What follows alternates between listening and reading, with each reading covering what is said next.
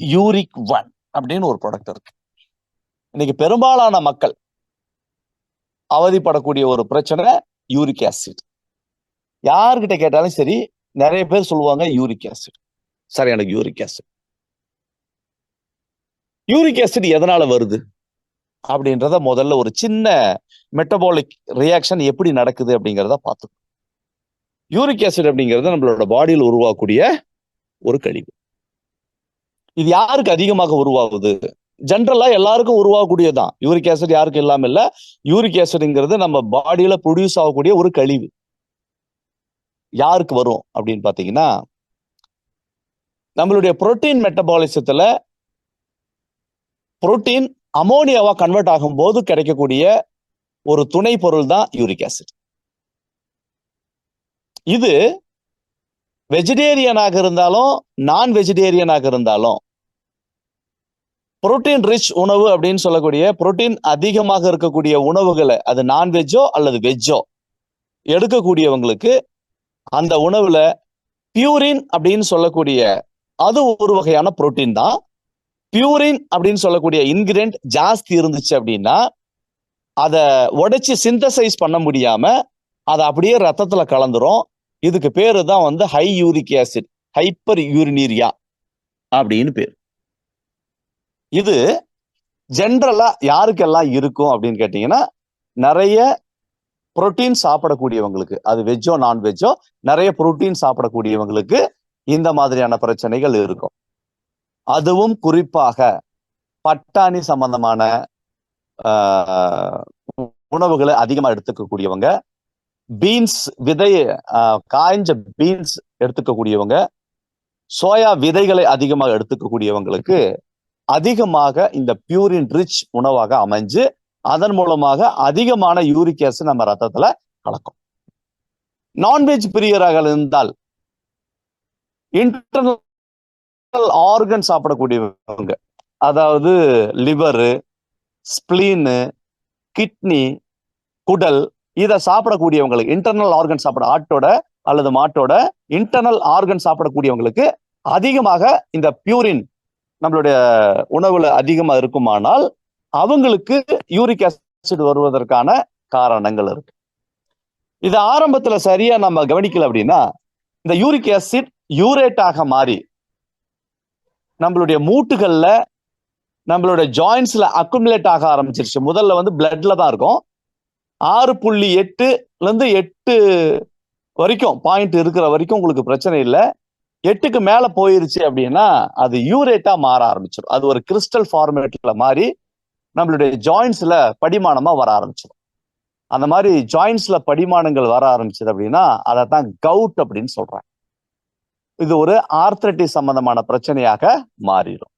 நம்மளுடைய மூட்டுக்கு மூட்டு வலிக்கிறது, நம்மளுடைய எல்லா ஜாயின்ஸும் வலி வர்றதெல்லாம் எதனுடைய தொடர்ச்சி அப்படின்னா யூரிக் ஆசிடை நம்மளால கவனிக்க முடியாமல் விட்டதனால் வந்தக்கூடிய பிரச்சனையில ஒண்ணு கவுட். ரெண்டாவது, இதையும் நம்ம கவனிக்கல அப்படின்னாக்க கிட்னில ஸ்டோன் ஃபார்ம் ஆகுறது இதுக்கு அடுத்த ஸ்டேஜாக வரும். இதனுடைய நீட்சியாக ஸ்டோன் ஃபார்மேஷன்ஸ் வர ஆரம்பிக்கும்.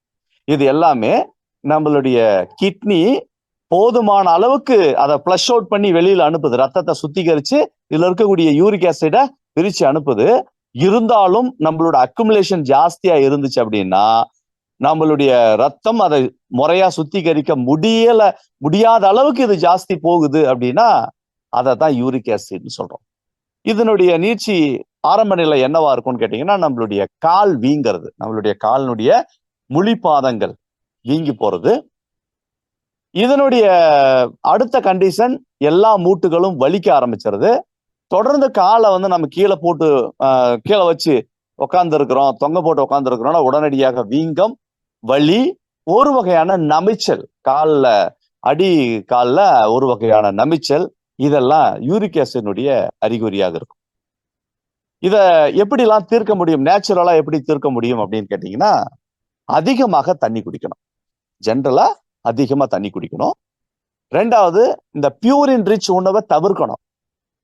எந்த உணவுகள்லாம் பியூரின் அதிகமா இருக்கு அப்படிங்கிறத பார்த்துட்டு நீங்க சாப்பிடக்கூடிய உணவுகள்ல, நம்மளுடைய ஃபுட் ஹேபிட்ல தொடர்ந்து இதெல்லாம் சாப்பிட்றோம் அப்படின்னா இதெல்லாம் நிறுத்திடணும். அசைவம் சாப்பிடக்கூடியவங்களா இருந்தா இன்டர்னல் ஆர்கன் சாப்பிட்றத நிறுத்தணும், ரெட் மீட் சாப்பிட்றத நிறுத்தணும். அப்போ புரோட்டீன் ரிச்சா சாப்பிடும் போது நம்ம என்ன சார் சாப்பிடலாம் அப்படின்னா, முட்டைகள்ல பியூரின் கிடையாது, முட்டை சாப்பிடலாம். மற்ற உணவுகளை நீங்க தாராளமா எடுத்துட்டு வரலாம். பால் வந்து அதிக கொழுப்புள்ள பால் சாப்பிடக்கூடாது. இதெல்லாம் குடிக்காம வர காபி, அதாவது பால் சேர்க்காத கொடுக்கக்கூடிய காஃபி யூரிக் ஆசிடுக்கு நல்ல ரெமெடியாக மாறும். சரி, இதெல்லாம் விட்டது போக உடனடி தீர்வு அப்படின்னு பாத்தீங்கன்னா, அஸ்டோனியா 1ல யூரிக் 1 அப்படின்னு ஒரு கேப்சூல்ஸ். இத காலையில 1 சாயந்தரம் 1 நாம இத போட்டுட்டே வந்தோம் அப்படின்னா, வித்தின் த வீக் நீங்க எவ்வளவு கடினமான ஹையர் லெவல் யூரிக் ஆசிடாக இருந்தாலும், அல்லது யூரேட்டா ஃபார்ம் ஆகி உங்களுடைய மூட்டுகள்லாம் வலி வந்திருந்தாலும், எவ்வளவு அதிகமான வீக்கங்கள் இருந்தாலும், எவ்வளவு